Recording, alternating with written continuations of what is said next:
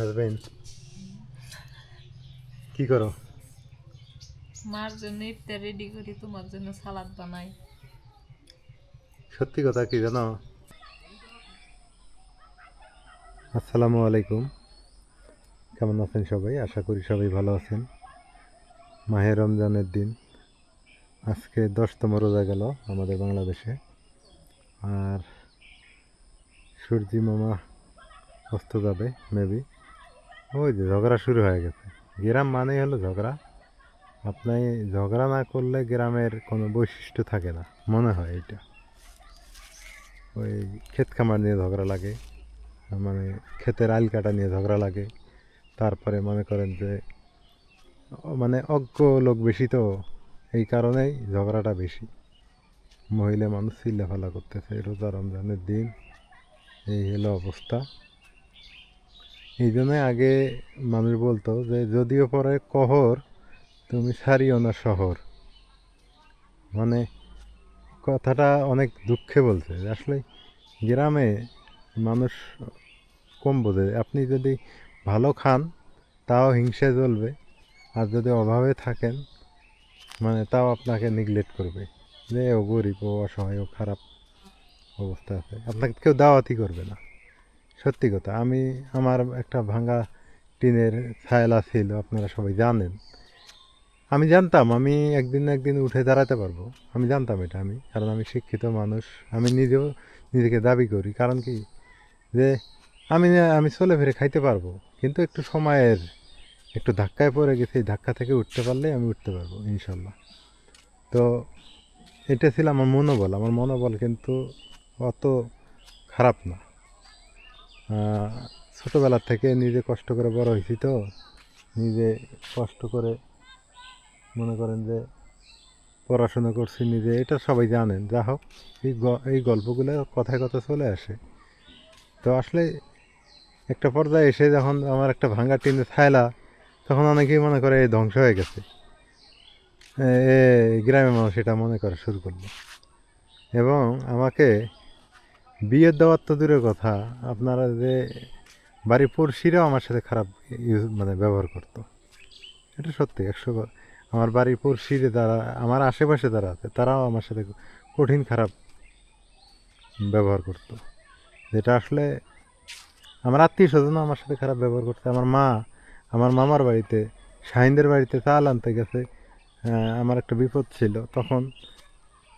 মনে করেন যে কি বলবো, মানে 2 কেজি ধান দিতে মেপে। তা গ্রামের মানুষ এইরকমই। এটা ওদের দোষ না, এটা গ্রামের দোষ। কারণ গ্রামের মানুষের ওই ঝগড়া দেখে কথাগুলো মনে পড়ে গেল, যে গ্রামের মানুষ আসলে মনে করে কি, যে ও শেষ, ও ধ্বংস, ওর আর কিছুই হবে না।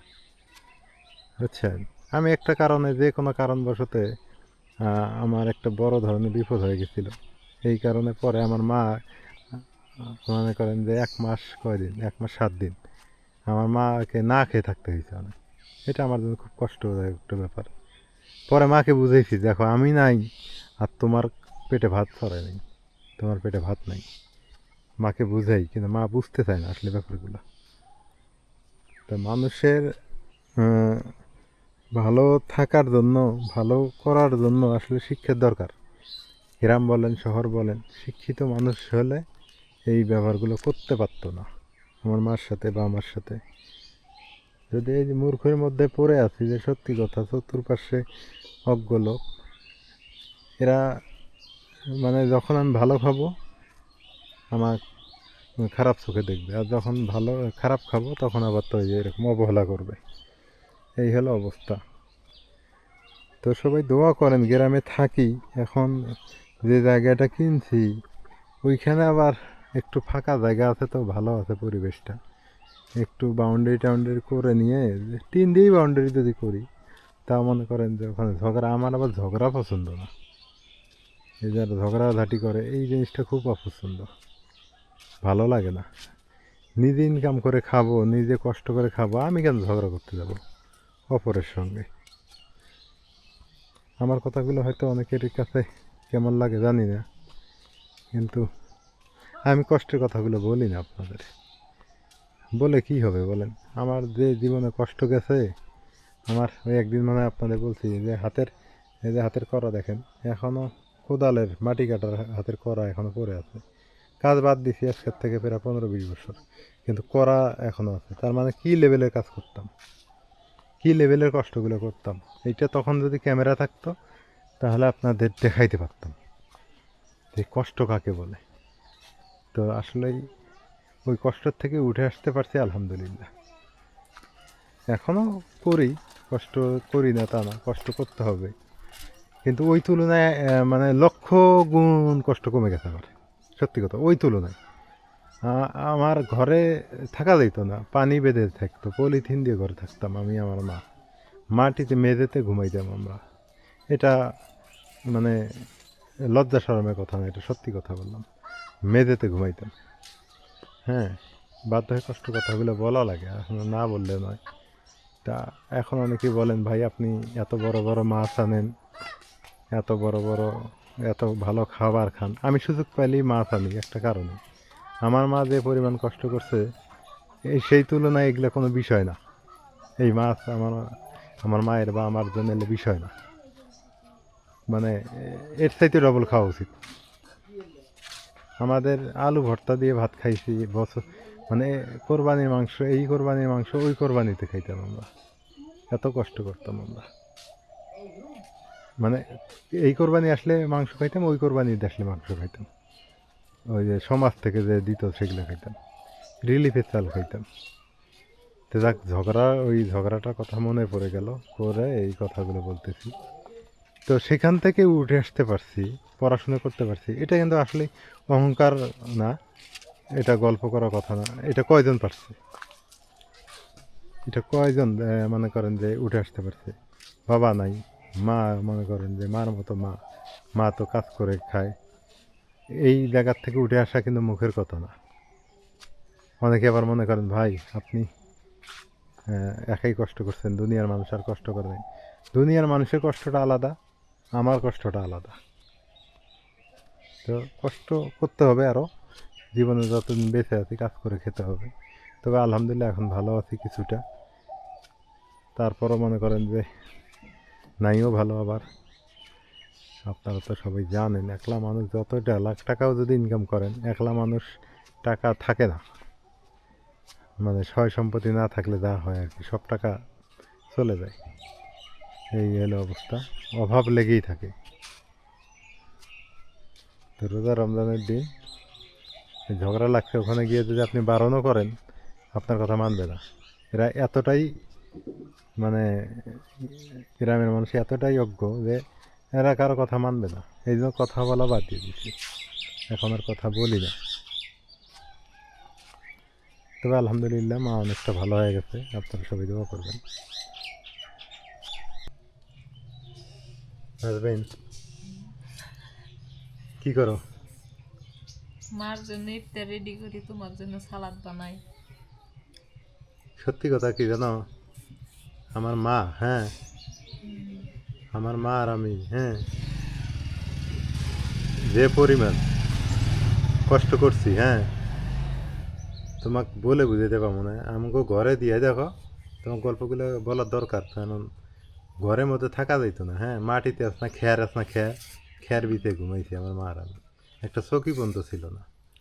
তা সেই তুলনায় এখন তুমি আসার পরও একটু হেল্প হয়েছে, সেটা হলো কি জানো, এই যে রান্না বান্না করো, কাপড় চোপড় ধুয়ে দাও। কিন্তু মাঝে মাঝে দুঃখ লাগে আমার, হ্যাঁ এই কাপড় ধুও না তুমি, এটা আমার খুব কষ্ট লাগে। কারণ ছোটোবেলার থেকে দেখে আসছি না, নিজের কাপড় নিজে ধুইছি। অনেক সময় নিজের ভাত, অনেক সময় না, মানে আমার লাইফটাই পুরো এটাই মনে করো নিজের ভাত নিজে বাইরে খেয়েছি। মা কত ভোরবেলা উঠে গেছে কামে। এই জন্য কয় কি জানো, একটু মানে আমাকে খাওয়ার ব্যাপারটা একটু তোমার দেখা লাগবে, কি বুঝছো? মানে খাওয়ার জন্য আমার কষ্ট না হয়, কষ্ট বোঝো? কষ্ট তো নাই এমনি, মনে করো যে বাজার টাজার করার তো কষ্ট নাই, কিন্তু মনে করো যে একটু গোছাইয়া দেওয়া বা সামনে এনে দেওয়া, এই ব্যাপারটা কি বুঝতে পারছি? অনেকে বলে না যে ভাই আপনি বড় বড় মাছ আনেন কে। আমি মনে করি কি জানো, 5 মণ মাছ আনিয়া যদি খাই, আমার ওই দুঃখের কথা, ওই দুঃখ পূরণ হয় না। কি, যদিও খাওয়া যায় না, কি কথা মন্দ করছি? না, এটাই সত্যি কথা। যে ঘাটতিগুলা আছে আমার, হ্যাঁ, ঈদ আসলে হাফ কেজি মাংস কিনে এনে বাপ খাইছি মায়ের আদর তো মনে করো আর তুমি নিজে পূরণ করতে পারবা না। না, বাপ মায়ের আদর আমি পূরণ করতে পারবো? আমার মায়েরও মা মারা গেছিল ছোটবেলা। যত বড়ই তুমি মাছ গোস্ত খাও না কেন, হুম। ওটা তোমার টাকা ইনকাম করে তুমি খাইতেছো। তো এই জন্য তোমাকে দুঃখের কথাগুলো কইলাম, হ্যাঁ, কিছু মনে করলে নাকি আবার? না, জীবনটা হলো কি জানো, কম আর বেশি সবারই থাকে দুঃখ। হ্যাঁ, দুঃখ থাকে, কিন্তু আমাকে দুঃখ, আমার দুই মা ছেলের দুঃখ, হ্যাঁ, এই দুঃখ মানে এলাকার মানুষ কইতে পাবো, যারা আগের মানুষ, হ্যাঁ, তোমার লেভেলের মানুষরা কইতে পাবো না। যারা আমগো বয়সে আছে বা আঙ্গুর বয়সের আগের যারা ছিল, হ্যাঁ, তারা কইতে পারবো আঙ্গুর কি পরিমাণ দুঃখটা গেছে। তো ওই জীবন থেকে যে বেরো আসতে পারছি আলহামদুলিল্লাহ। আমি তখনই চিন্তা করছি যে আমাকে এইখান থেকে বের হয়ে যাইতে গেলে অবশ্যই পড়াশোনা করার দরকার আছে, বুঝছো? আমি ওই জন্য পড়াশোনা করছি। আজকে রমজান মাস, হ্যাঁ। রোজা রমজানের মাস, একটা ভালো ইয়ে দেখলাম, কি? বাড়ি বাড়ি দুধ দিয়ে গেল, বাড়ি বাড়ি দুধ দিয়ে গেল? হাফ কেজি করে। হাফ কেজি করে দুধ দিয়ে গেল? কারা? ওই যে ওই মামারা তোমারও দিছে? হ্যাঁ। আমাকে দিয়ে গেল। ভালো হয়েছে। রোজা রমজানের দিন, হ্যাঁ, আসলে মানুষের প্রতি মানুষের দয়া, আর গ্রামের মানুষের প্রতি মানুষের দয়া কম, মহব্বত কম। আমি দেখলাম তো, নিজের পেট বাঁচলে বাপের নাম। এরা নিজের পেটটাই খুব দেখে। তুমি আজকে বিপদে পড়ো, তোমাকে 10 টাকা করে পেঁয়াজ দেবো না। পুরোটাই দিব না একটু হলেও? পেঁয়াজ দেওয়া পুরাটাই দাও। আমি তো আবার সালাদ খাই না। কত দিন গেছে না খায়া না যায়া, আল্লাহ, ওই কথাগুলো মনে পড়লে এখন কান্না আসে আমার, সত্যি কথা।